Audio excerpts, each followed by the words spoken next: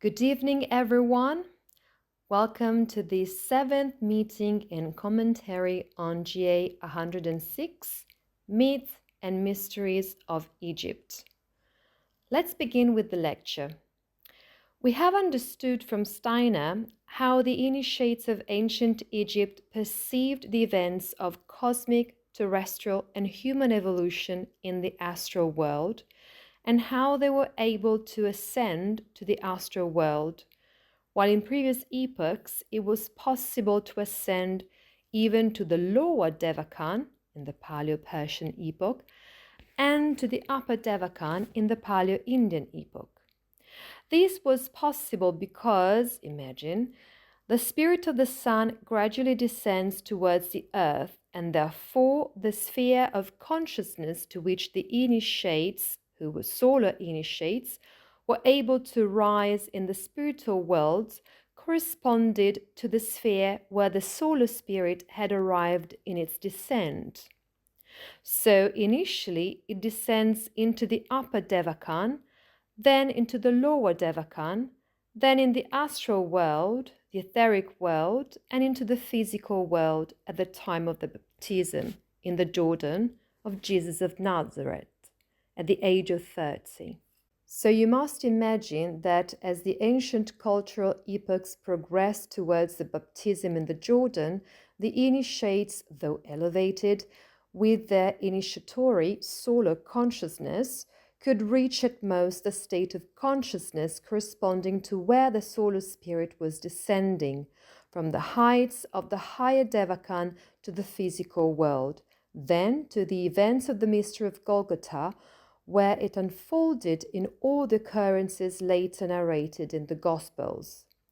Thus, in the third cultural epoch, one could rise at most to the level of the astral world. For the initiates of ancient Egypt, the priests, these cosmic, earthly, and human events of evolution were true inner experiences that they underwent on the path of initiation in the mysteries of the South, and that we can summarize to have an image in the experience of the mystical death, 3.5 days in a sarcophagus. The initiates lay in this sarcophagus for 3.5 days, supervised by the Hierophant of the Mysteries, who was the conductor of the mysteries, and they remained in this state of apparent death, a state of close to coma, for 3.5 days. During this time, they experienced the unfolding of the etheric and astral to the point of covering the entire astral world. And so the images of cosmic evolution from the astral world permeated the astral body and the etheric body of the initiate, who then, when awakening from this death, returned with this knowledge imprinted in his astral body and in his etheric body. Those same initiates then communicated these experiences to the people, but not directly, as breaking the oath made at the time of initiation would have meant death. The initiatory secret was for life and bound life to it, so that if the initiatory secret was broken, if what was hidden under the rose of Isis, that is, under the initiatory secret, was revealed, one was killed.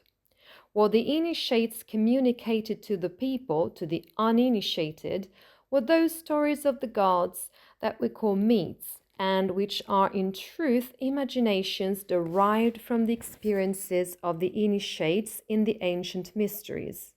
Such experiences were then communicated to the people in a communicable form, one that did not break the initiatory secret. The inner experience was protected by the initiatory secret, not so the images, the imaginations to be precise, which were given in the form of what we call myth. In particular, they were communicated through the myth of Osiris, Isis, Set, and Nephthys, who are all siblings, and of the son of Osiris and Isis, Horus, who is part of the following generation. Osiris is the god of the sun, Isis is the goddess of the moon, Set is the god of the desert, and Nephthys is the goddess of the moon, of the part that is unlit by the sun, and she's, let's say, the dark sister of Isis. Obviously, not in the sense of the black moon, rather in the sense of the new moon and the full moon. So Osiris, god of the sun, and Isis, goddess of the moon, his sister and bride, reigned as pharaoh and queen since the founding of Egypt by the god Thoth, and thanks to them, what in ancient times was called the Golden Age came into being.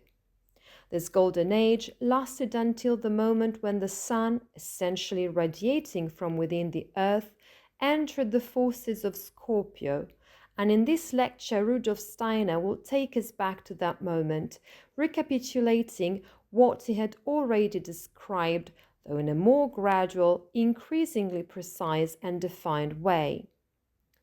No longer in broad strokes, rather in more defined gestures.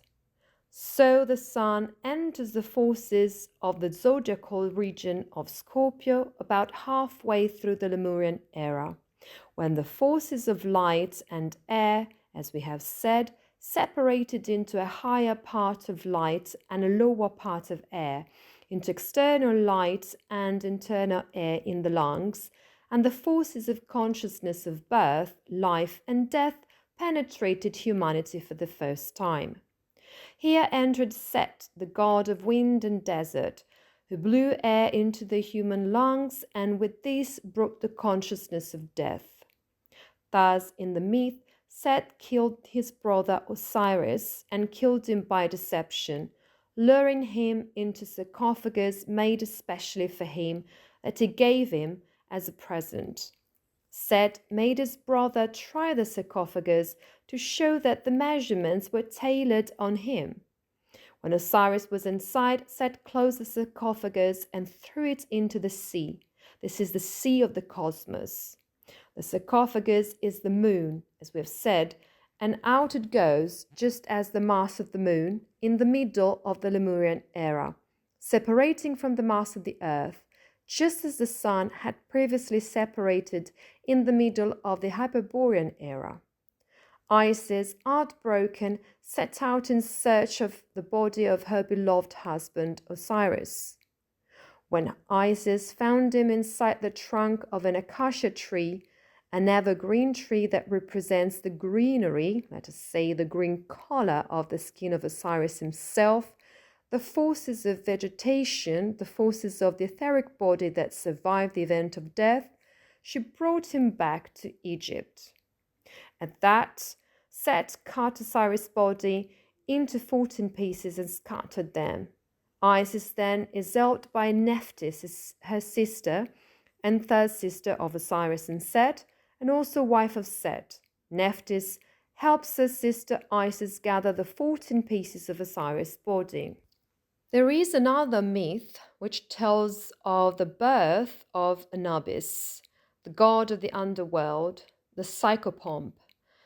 There are many aspects of the myth that we cannot explore in depth, but if you're interested, you can ask for the audio recordings of our trip to Egypt, where I explore in depth all the main myths of Egypt.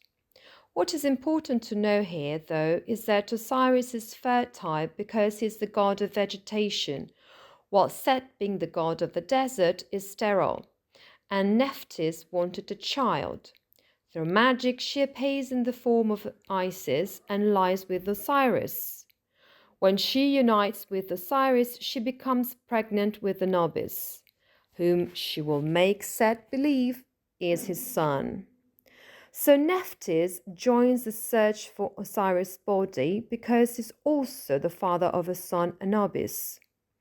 Moreover, from an occult point of view, another very interesting aspect is that Nephthys and Anubis together, she is the kite goddess, he is the jackal god, are the ones who give a proper burial to the unburied dead, that is, those who die a natural death in the desert or are lost in nature. This is because the Egyptians, who were great observers of nature and possessed a deep knowledge of animal group spirits, and Steiner will say more about this later, saw that the kite and the jackal were the two animals that disposed of the bodies they found in nature and thus gave funeral rites to the dead. They believed that when the kite and the jackal disposed of, actually ate the bodies they found, especially in the desert, they were practicing a funeral rite for them. And so there is also this connection with the fact that Osiris, once killed, and thanks to the fact that he will survive in the afterlife, becomes the god of the dead. So Osiris is connected both to Isis, as goddess of the full moon, and to Nephthys, goddess of the new moon. We can also say to the goddess of life and to the goddess of birth and death. The 14 pieces of Osiris' body were buried in different places, which are in fact the main temples of Egypt. In every temple along the Nile in Egypt, there is a sarcophagus where a piece of Osiris was kept. A relic, we can say, that was one of the pieces of Osiris. All the pieces were found except the 14th. 13 were found, which is the number of the sun. The 14th piece that was not found was the phallus. Why? This phallus of the god Osiris was his generative force, his fertility, which was what Nephthys sought in union with Set and could not find because Set was sterile. In fact, Set, in the form of a fish, the elephant fish, which is found in the Nile, had eaten Osiris' phallus in the hope of acquiring his powers of fertility and vegetation, his brother's powers, so that after killing him, he could reign in Egypt as pharaoh in his place. But Set remained sterile nonetheless. Isis then creates a golden phallus through magic and unites one last time with her beloved, who had been recomposed also by the magic of other deities, including Sobek, for example, the crocodile god, who has to do with the regenerative forces of the etheric body. These gods, in a council led by Isis, reassembled the 14 pieces of Osiris' body, and he is brought back to life from the underworld. Isis and Osiris unite one last time, and she becomes pregnant with their son Horus. This son Horus is the falcon god and will be the avenger of his father Osiris. Isis raises Horus as the one who will avenge his father and claim the throne of Egypt. Horus grows up, trained in magic by Isis specifically to kill Set. In the myth, and here I summarize, Horus is wounded by Set and loses one eye, which is the eye of Horus, and at the same time he wounds Set. In a series of fights, he manages to subdue Set, but does not kill him, and Set recognizes that Horus is the true successor to the throne of Egypt. Therefore, Horus will also become the god of the pharaohs. Horus forgives Set, and Set becomes the defender of Egypt, which by extension is the earth, together with the god Ra on the solar bark, against the forces of chaos of the serpent Apophis. So we can say that the image of Set, even though he's god of chaos, turns around. Set's animal is called, if you're interested, Orycteropus, which is an African ant-eater, the aardvark, an animal that was considered by the Egyptians to be a bringer of chaos because it is fond of ants and termites. For the Egyptians, termites and ants were the form of the ideal society and reflected what Egyptian society was like, with the pharaoh and his priests and the people who worked for a common ideal. Keep in mind that termite mounds, sometimes have a shape similar to that of a pyramid. The African anteater digs with its strong claws and completely destroys the work of these insects, which for the ancient Egyptians were the ideal of society, so to speak. So what happens? That Set, having been forgiven by Horus, turns his forces of chaos together with the god Ra against the god of absolute chaos, Apophis, the great serpent of chaos who would like to continually swallow the son of Ra in, let's say, a permanent total eclipse. But there is this forgiveness from the part of Horus. Horus becomes Pharaoh and Set becomes one of the defenders of Egypt, turning his destructive forces towards a creative and constructive purpose. Osiris, meanwhile, becomes the god of the dead, reigning over the underworld from the moon, as sunlight reflected by the moon, since the moon, we said, is the sarcophagus of Osiris. Osiris, therefore, is the reflection on the moon of the spirit of the sun, the Christ, and brings those forces to earth. Osiris works together with Jehovah, who operates in these same forces of the moon, for he is the spirit of the moon, for human evolution on earth. Jehovah supports Osiris with his wise guidance. We can say that Jehovah takes the forces that come to the moon from the sun, and Osiris directs them from the moon to the earth. That is why when the ancient Egyptians died, they longed to be reunited with Osiris, god of the underworld, becoming one with him in what is described in the Egyptian Book of the Dead as the process of Osirification, or becoming one with Osiris. What did this mean? It meant maintaining the state of consciousness, which in Egyptian times was the sentient soul, beyond the event of death, beyond the crossing of the threshold, so that when returning to incarnation, one would remember one's previous incarnations. Keep in mind that this, in its complete form, was only possible for priests, pharaohs, and queens, who were instructed by priests initiated into the mysteries in maintaining this continuity of consciousness through the event of death. The difference is that the pharaohs experienced it as Osiris, the queens as Isis, and both experienced this passage to the kingdom of Horus and Atha, the cow goddess, wife of Horus. To give you an idea, this process of Osirification is the same that was later brought by Cagliostro to the Egyptian freemasonry, and which can be found in the Egyptian Masonic tradition under the name of Arcana Arcanorum. So if you look up what this process of Osirification is, you will find further aspects when you search for Arcana Arcanorum. This same process was also placed by Rudolf Steiner as the foundation of the esoteric school of the Theosophical Society, German section first, and then of the Anthroposophical Society.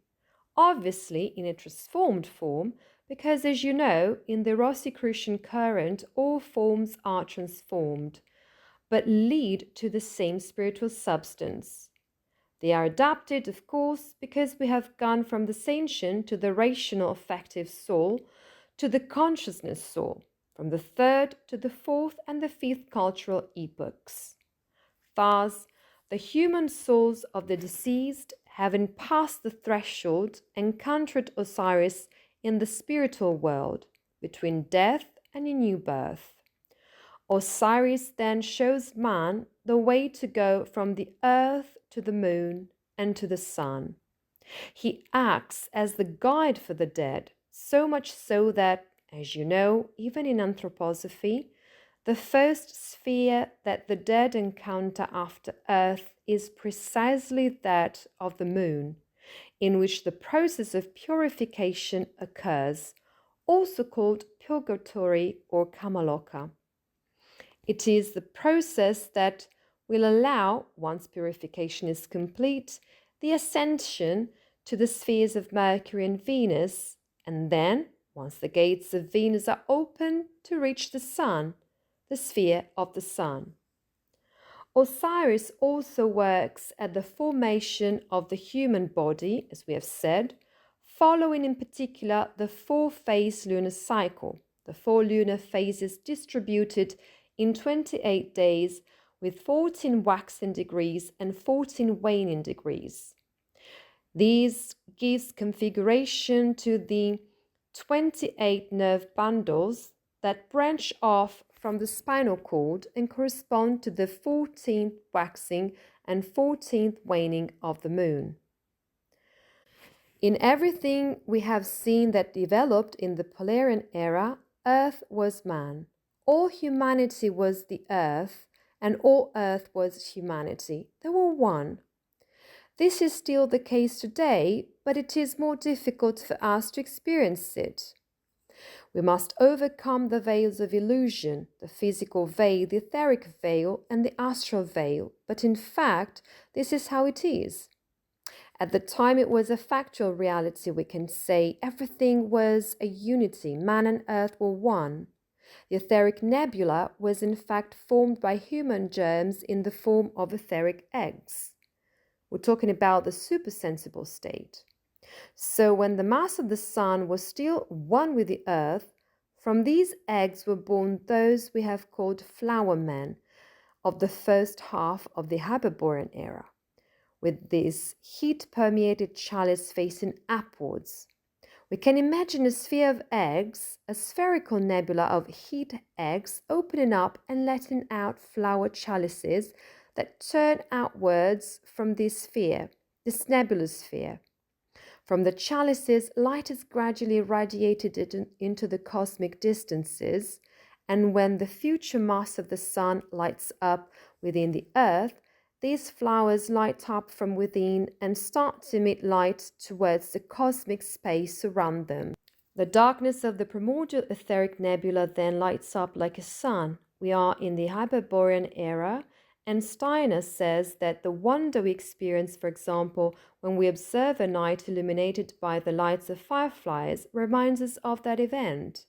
This is nowadays a rare occurrence. It happened to us last year in Giorgio on the Green Riviera at Samueles, where we had the experience of being immersed in a sea of fireflies, literally, and you really do feel enthusiasm, such joy. Steiner tells us that it reminds us of the moment when this light permeated the earth from within, passed through the chalices of the flower man, and was released into the space around it. It is a reminder for us of the event of the lightning of flower man's light in the Hyperborean era. In this nebula, which is now luminous, also lie the germs of animals, plants, and minerals. The animal germs are a little more developed, the plants are in embryo, and the minerals even more so. In other words, the substances in the etheric form are present, which would later appear as elements. First of all, the supersensible archetypes of asexual animals were formed from gaseous masses denser than those of humans. After the mass of the Sun left the Earth in the second half of the Hyperborean era, so by the time the mass of the Sun had detached itself completely from Earth, Earth had condensed from a globe of light air into a globe of water in which there was also part of darkness and in which flower men appeared. From flower men we arrive at fishmen and at the first archetypes of animals. At the same time, Earth had acquired the rotation on its axis, thus presenting alternatively half its face to the Sun and half to the absence of the Sun. The Moon was still inside Earth, thus giving rise to the primordial alternation between day and night. As we said, at that time the mass of the Moon was still inside the Earth in its depth. The Sun entered the forces of the zodiacal region of Pisces, and fishmen developed. On the other hand, the supersensible archetype of fish gradually became independent of man because man went on with his evolution. This means that the archetype of fish became independent and later appeared on Earth in a physical sense, stopping at that stage. In this diagram, you can see at the top the spiritual downward evolution. So, from the Polarian era to the Hyperborean, Lemurian, and then Atlantean era, and below in parallel, we see what we might call the ascending physical evolution, which starts with the mineral and plant kingdoms, then the animal kingdom, and finally the human being, who will appear physically during what we might call the last act, in which this descending spiritual evolution and the ascending physical evolution coincide. Keep in mind that the scales of geological time are not shown here. These two appear parallel in order to better show which spiritual event corresponds to what physical appearance. But we cannot say that these two series of spiritual and physical development are contemporary. So let's unpack this image. In the Polarian era, and you see here that it goes as far as the separation of the Sun in the first half of the Hyperborean era. The archetypes of minerals, plants, and the first invertebrates separate. Then, from the second half of the Hyperborean era to the first half of the Lemurian era, the fish separates. Rather, the spiritual archetypes of fish or amphibians, of reptiles, and of birds. Later on, and let's keep in mind that this is again a simplification, from the second half of the Lemurian era to the Atlantean era, mammals gradually separate, that here are called lower quadrupeds, then primates, and finally humans. Please keep in mind that this is a mirroring image we have, but it does not describe contemporary events. First, there is a long supersensible evolution, and then, as in a crystallization, when the sense physical elements appear, the ascending physical evolution begins. But in the meantime, the corresponding archetypes of the mineral, plant, and animal kingdoms have emancipated from the spiritual man. In this lecture, Steiner talks in depth about this. So, from the fish man, and we're talking about this phase you see here, immediately after the middle of the Hyperborean era with the separation of the Sun, the fish originate. And in parentheses here, you have the corresponding geological eras.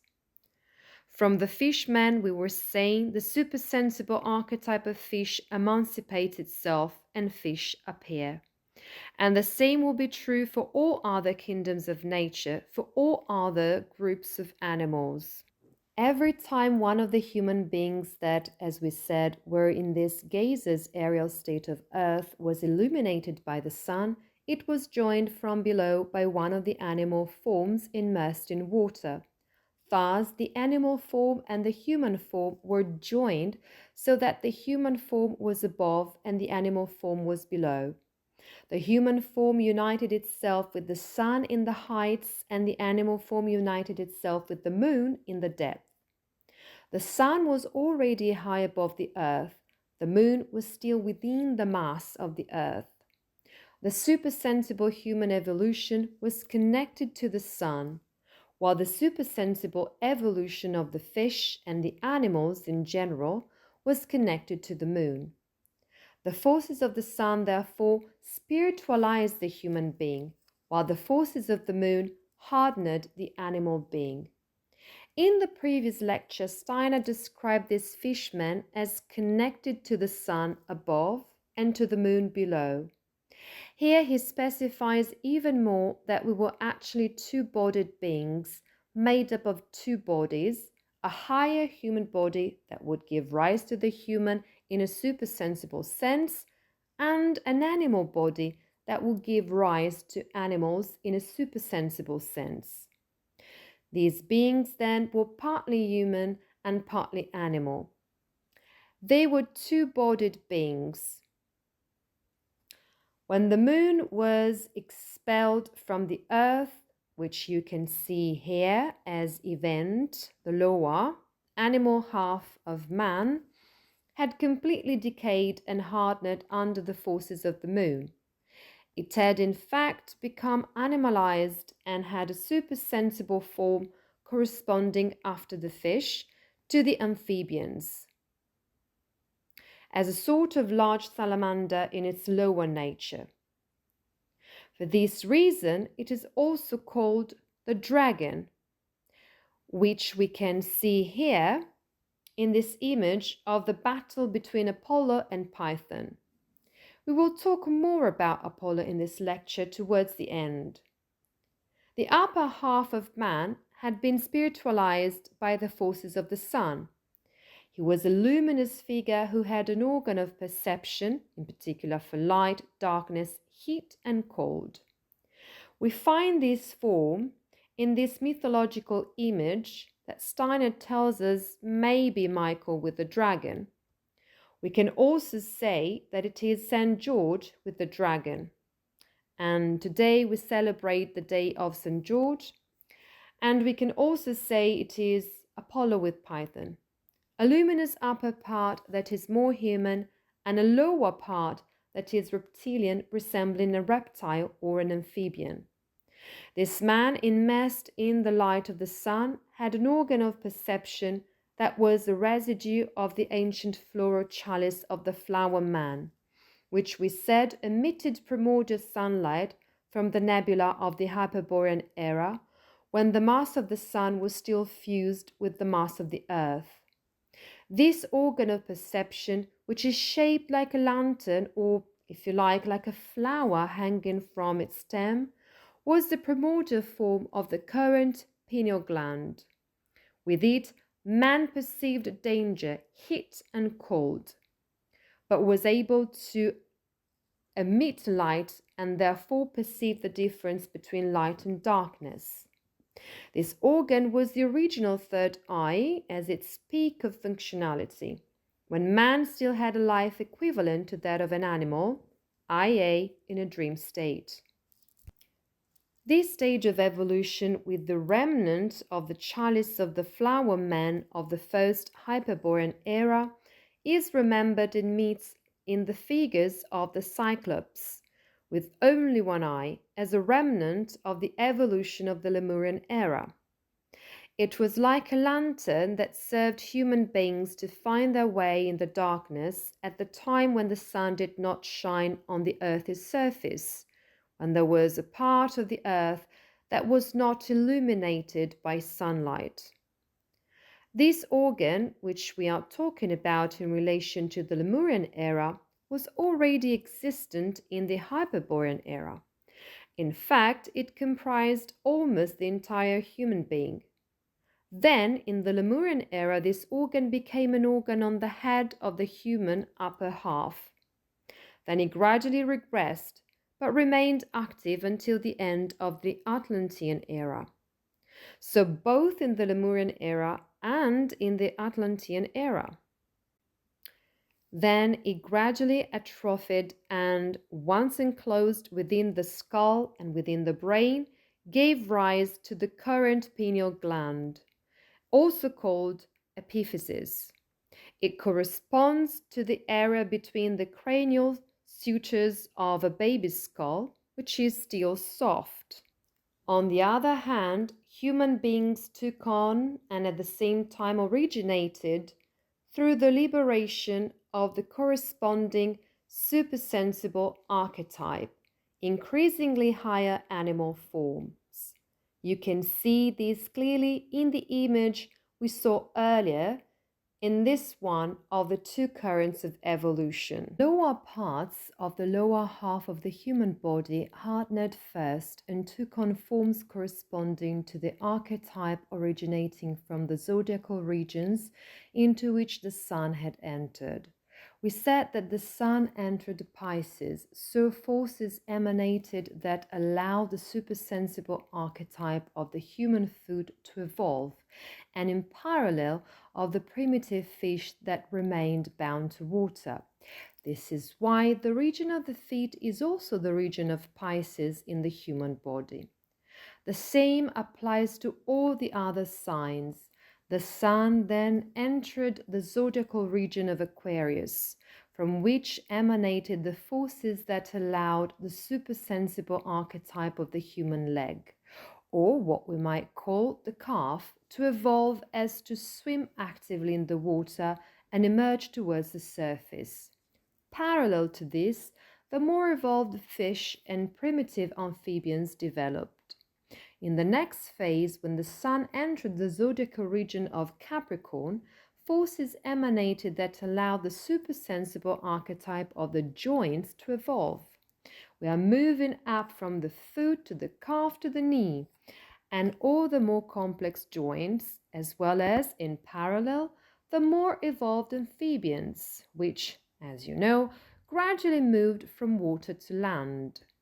In the next zodiacal region of Sagittarius, forces emanated that allowed for a complete leg capable of walking on land to evolve for the first time. And in parallel, those amphibians that arrived on land and the reptiles that conquered the land. The human being of Sagittarius could then move. We're talking about a supersensible man who could move on the islands that were gradually solidifying in the water and could orient itself in the world with the pineal gland, acting like a lantern.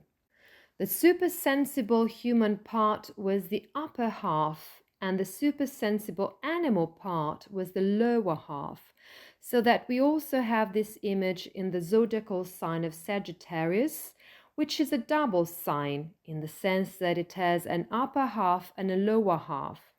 So it is not double like the Libra, which has a plate on the right and a plate on the left, or like Gemini, who are two twins, but has an upper part and a lower part.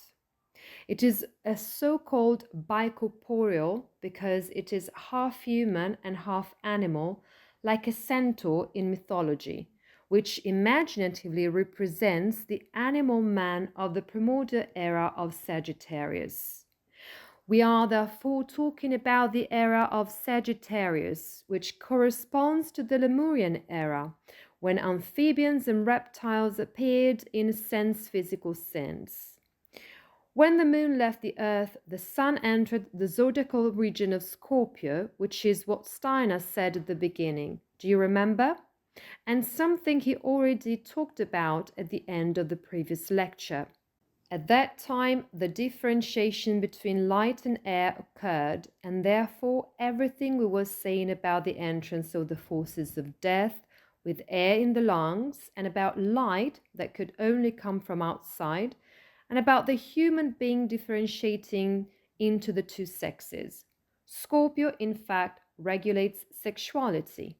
We're going up from the feet, which are Pisces, towards Scorpio, which are the sexual organs. Man, as supersensible centaur, was therefore still asexual. The two sexes developed, at first present together in the same human being, who was therefore bisexual. So initially, the human being was asexual. Then it was more properly hermaphrodite, according to how we use these terms. Originally then, it was hermaphrodite. Light also then separated from air, which was now breathed through the lungs. Then nerve bundles were formed according to the cycles of the moon, as we said. As a result of the moon's effect, the brain also gradually formed, and thus the head took on more and more the shape we know. The lantern, let's say the third eye, began to recede, and gradually the head was formed, which would encompass the third eye. Osiris could descend into the pineal gland, and thus he appeared to the human being as the bearer of the lantern. Those of you who followed the course on the tarot will remember that there is a figure who is the bearer of the lantern, namely the hermit. In this sense, he can also be associated with Osiris as the bearer of the lantern, which is therefore also the third eye, the clairvoyant vision to which the hermit will lead the fool, Parsifal. Gradually then, the pineal gland, from being an external organ, withdrew into the brain, becoming part of it, and thus atrophying with respect to its ancient function. It will be reawakened through what? Through the process of initiation, through the opening of the third eye or the two-petaled chakra, which in turn, in a higher arc, will be spiritualized into what will be the organ for projecting images on future Jupiter. It will no longer be an organ that receives images. It will be an organ that will be able to project images. And on future Jupiter, these images will be infused with life through etheric reproduction. All this, by the way, can also be read in the tarot, and in a certain sense, we did so in the cycle on the Arcana of Wisdom, because as you know, the tarot is the book of thought, the founder of ancient Egyptian culture. It contains everything that is described in the Egyptian mysteries, and thus also what is here described by Steiner. We have worked with a different form of the tarot, the Arcana of Magdalene, that is the tarot of Marseille, the iconography of which was comprehensible at the time it was established in the 11th century. In order to experience these cosmic, terrestrial, and human mysteries, the candidates for the Egyptian mysteries underwent a long preparation, initially received in the form of images. A mystical experience then followed, in which the same images that had been imparted were experienced in dreams. The candidate for the Egyptian mysteries would then see, for example, the mass of the moon detaching itself from the mass of the earth, accompanied by the god Osiris, who, standing on the moon, directed the spiritual light of the sun onto the earth. From his sarcophagus, we can say that was the moon. The candidate experienced the events of Osiris, Isis, and Horus in the form of cosmic processes that became terrestrial and human. From macrocosmic, they became progressively microcosmic. The initiate thus reached the state of consciousness of imagination, which means full consciousness in the dream state that takes place in the astral world and that the Egyptians experienced in the sentient soul. This was still a dreaming consciousness at the level of the sentient soul, in a form that was not yet fully conscious, as that would only become possible with the coming of Christ. With the transition between the third and fourth cultural epochs, the ancient Greek priests learned these mysteries of the third cultural epoch from the last Egyptian priests, especially those of the cult of Serapis, which was particularly important in Alexandria of Egypt. The last priest of the mysteries of Serapis was called Hormuz, who met St. Mark. Together they founded what would later be called the Misraim Rite, which means Rite of Egypt. This is to give an idea of the continuity of the Egyptian mysteries, which did not disappear all of a sudden, but rather underwent metamorphosis and were later introduced into the Christian tradition by St. Mark, as we have said. This tradition then landed in Venice, Naples, and Genoa in 3 different forms, which later will be called Egyptian Freemasonry. In this way, the Egyptian priests transmitted their initiatory knowledge to the Greek priests. The wisdom of the god thought, Here you see thought Hermes, Hermes Trismegistus, whose representative was the master, Hermes Trismegistus, Hermes thrice great, thus passed on to the Greek masters, whose disciples then founded, among other things, the Greek mystery schools and Greek philosophy. Therefore, the Greek mysteries were founded on the basis of the Egyptian mysteries, and the Egyptian mysteries, in the form that was communicated to circles that were still restricted but more open, became Greek philosophy. Thus, the Egyptian initiatory secrets were transformed into Greek initiatory secrets and then appeared, for example, in Greek mythology in a new form and under different names, and then also in Greek philosophy.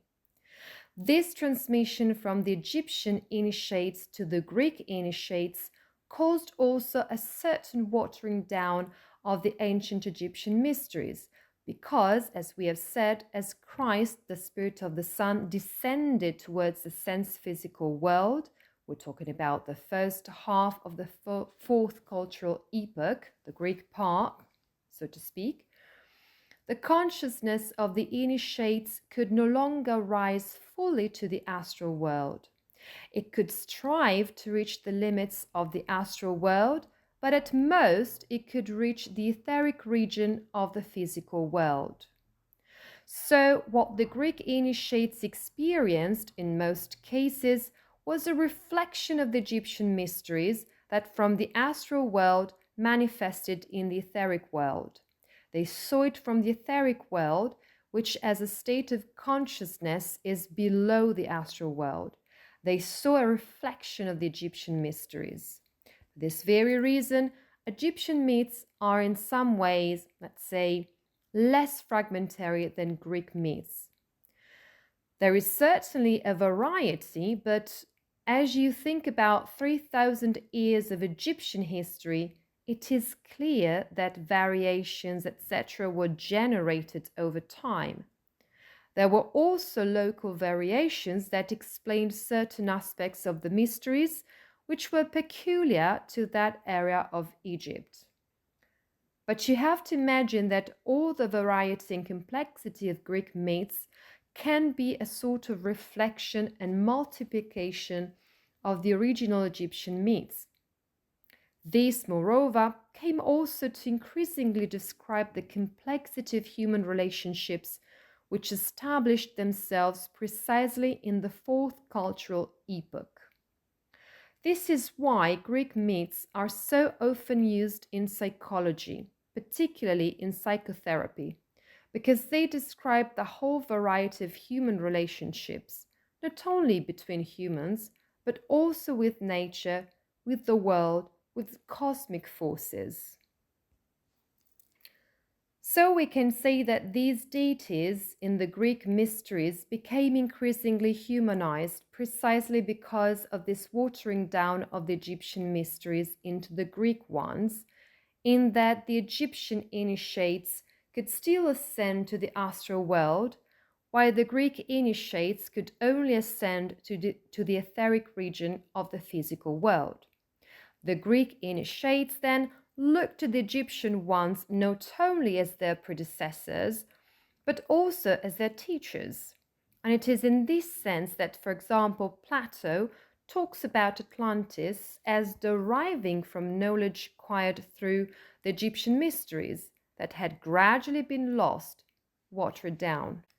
Among the initiates who took up the baton, so to speak, from the initiates of the Egyptian mysteries, there was Pythagoras.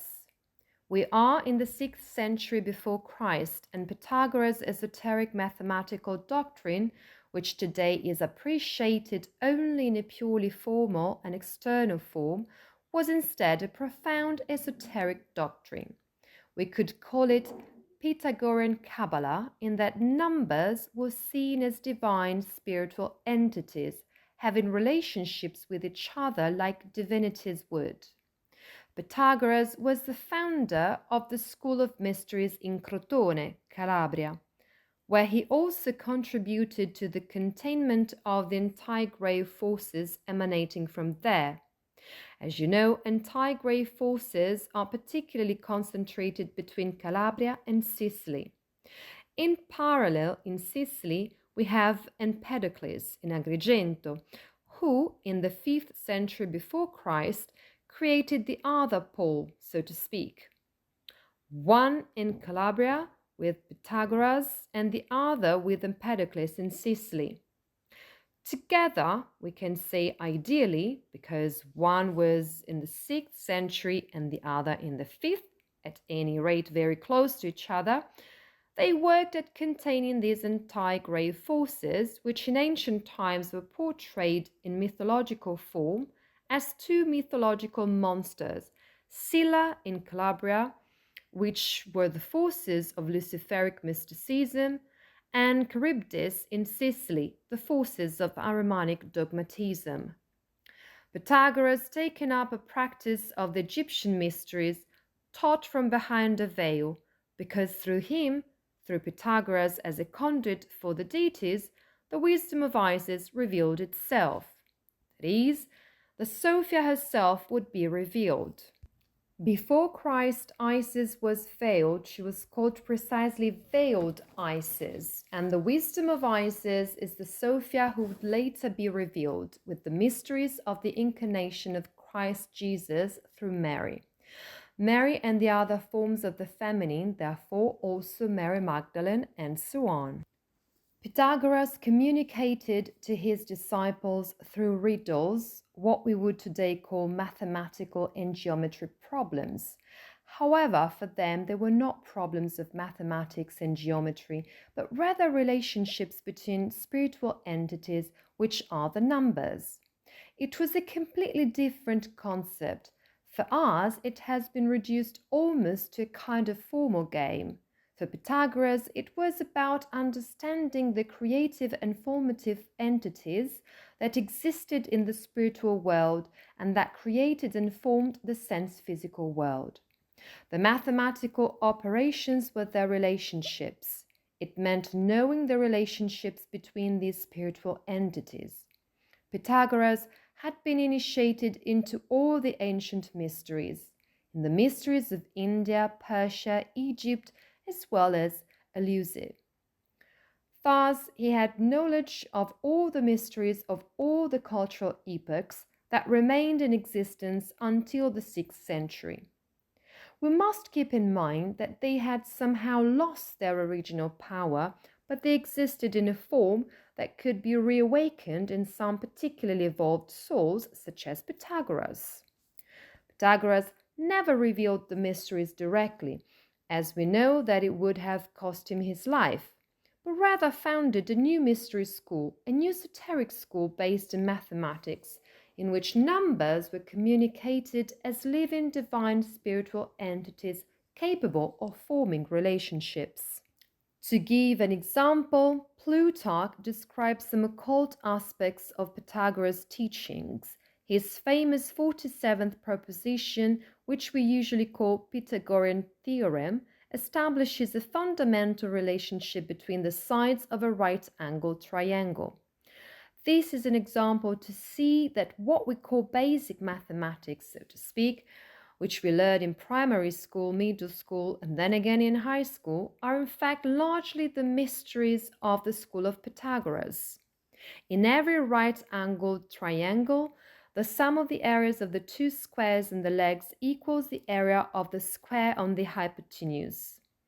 Put it this way, we have to, so to speak, rack our brains to understand what we're talking about. This proposition originates from the Egyptian mysteries of Osiris, Isis, and Horus, that is, from the relationship between the father god, the mother goddess, and their divine son, and is linked to the mysterious numbers respectively 3, which is the father, 4, which is the mother, and 5, which is the son. This also had a cosmogonic meaning because in Pythagorean doctrine, 3, 4, and 5 are the true creator numbers. Creative trinity composed of the 3, which is intelligence, the original idea, the father, The 4, which is matter, the receptacle of generation, the mother. These two unite. We can say that idea and matter, or also spirit and matter, unite and produce their offspring, which is the cosmos, that is, the sun.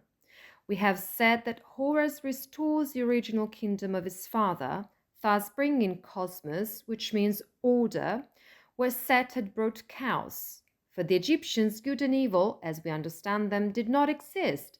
Chaos and order existed. So the son Horus is the bearer of the cosmos. He is the bearer of order. He restores the order that originally existed before the death and resurrection of his father.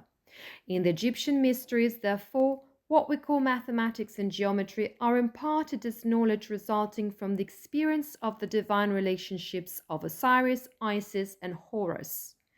In a right-angled triangle, the perpendicular side is imagined to be equal to 3, the base to 4, and the hypotenuse to 5. The perpendicular was thought by the Egyptians to represent the masculine nature, the masculine force. The base, the feminine force, and the hypotenuse, the sun. The prime cause, Osiris, the original idea, the cosmic spirit. The second cause, Isis, the receptive power, matter. And the last, Horus, the cosmos, generated by the other two causes. 3 is in fact the first number composed of both an even number and an odd number, i.e. 1 plus 2.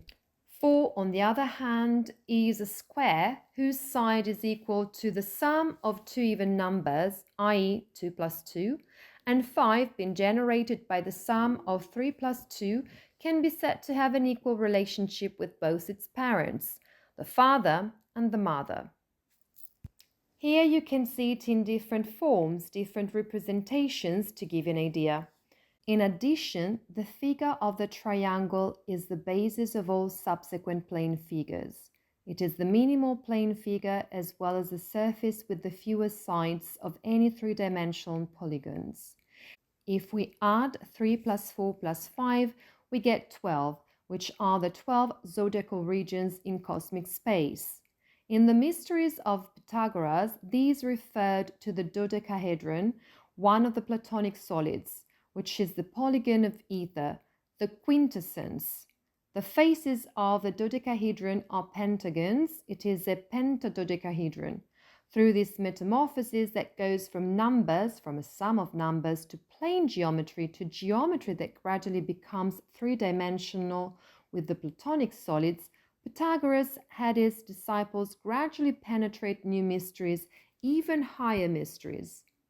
The mystery that was understood through the number 12, the dodecahedron, the Platonic solid of ether, which was the quintessence, was the mystery of the pentagram, because in the pentagram was inscribed the 5-pointed star, the human figure, that is the archetypal form of the etheric body, which Pythagoras called pentalpha, i.e. 5 intertwined halfas. So from the divine mystery of Osiris, Isis, Horus, one could arrive to the mystery of man through the quintessence, the human being as the quintessence of divine creation. From these, further mysteries of numbers could follow. Just to give an example, from the mystery of the pentagram, 5, one arrived at the mystery of the hexagram, 6, which is the archetypal form of the astral body, and so on. The Pythagorean theorem intended in this way was in fact already at the foundation of Egyptian sacred geometry, so the Egyptians already knew it. Only Pythagoras enunciated it, we might say, in a more obvious way. Why? Because in the meantime the Egyptian mysteries had gradually died out, and so what in ancient times had been mysteries now could be communicated to wider and wider circles, so much so that for us they have become the acquisition of something that is apparently totally non-spiritual, while in reality it is. And we study the Pythagorean theorem in school. The esoteric knowledge that was imparted in the Egyptian mysteries comprised various sections dealing with various aspects of the culture. There was medicine, for example, there was architecture, and so on. Egyptian sacred geometry, which was based on what we call the Pythagorean theorem, was an esoteric knowledge belonging to the master architects who built temples according to entirely spiritual principles of proportion. Temples that even today, although in ruins, speak to us of the gods and their relationships. All these ancient mystery schools then percolated from the second half of the fourth cultural epoch, that is, from after the mystery of Golgotha, to the second part of the fourth cultural epoch, the Roman part, then through the disintegration of the Roman Empire and to the fifth cultural epoch. Among the heirs of this tradition are, for example, the Templars, who built according to the principles of sacred geometry, adapted to their time. And then it passed on to the Rosicrucians and Freemasonry. These mysterious numbers are in fact also symbols, for example, of the threefold occult constitution. 3 is the spirit, 4 is the body, and 5 is the soul, which are the foundation of Templar doctrine. In Rosicrucian alchemy, they are sulfur, salt, and mercury, the tria prima, 3 primes, necessary to create the philosopher's stone. There are also the 3 officers of Freemasonry, the worshipful master, the senior or first warden, and the junior or second warden. So you understand that everything that is ancient Egyptian mysteries, which Rudolf Steiner brings back to life, permeate the whole Western esoteric tradition, but not only that, they permeate also Western science. Through the transmission, therefore, of this initiatory secret from the Egyptian initiates to the Greek initiates, the Greeks too became aware of the action of Osiris, applied to sacred geometry and architecture, but also to the human physical body. At the time of the Greek period, in the middle of the fourth cultural epoch, it was only in the mysteries of Eleusis that one could still rise to the astral world, as was the case at the time of the ancient Egyptian mysteries. In the other mysteries, one could reach the etheric at most. Obviously, we're talking about the mysteries that came after those of Eleusis. There were still ancient mysteries, for example, those of Samothrace, which were older than those of Eleusis, where the elevation to the astral world was still possible. In the mysteries of Eleusis, the god Osiris was called by a different name, the god Apollo, as he also appears in Greek myths. This means that in the mysteries of Eleusis, they were aware of how the entire upper part of the human body was formed by the nervous system. The nerves shape the muscles, the cartilage, the heart, and the lungs, which we have seen are related to Osiris, Isis, and Horus. Osiris, as we said, to the larynx, Isis to the lungs, Horus to the heart. Apollo therefore played on the human spinal cord, which descends from the brain like strings on a lyre. The lyre that in the myth deriving from the Eleusinian mysteries was given to Apollo as a gift by Hermes, who is none other than the Greek form of the god Thot, founder of the Egyptian culture. The lyre had been made by Hermes himself out of the shell of a turtle, and Apollo then gave it to his son Orpheus, founder of the Orphic mysteries. The turtle represents the human skull. This turtle, found by Hermes in a cave, is, we might say, the image of the human skull. Apollo's lyre is the brain, and the nerves are the strings that are played by the sun god himself, Apollo. The sun sent its spiritual rays to the moon, and Osiris Apollo sent the rays of the sun from the moon to the earth, and in doing so played his lyre, the human brain, and its strings, the nerve bundles along the spinal cord. Osiris Apollo, therefore, had the human being as a living musical instrument. Apollo's lyre is the human being. This was the secret of the mysteries of Orpheus, who through music was able to tame wild beasts. It was because he brought them back to the original cosmic harmony that had given rise to man, but also to animals, plants, and minerals. He therefore brought harmony by playing these strings, which were cosmic as well as earthly and human. So Osiris Apollo had this lyre, his living musical instrument, the human being, who, being played in the cosmos by macroscopic influences, became on Earth, in its own evolution, the human being. And with it, all the kingdoms of nature came into being.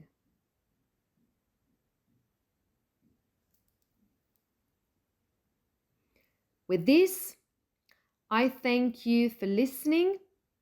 We have come to the end of this 7th meeting, and I thank you.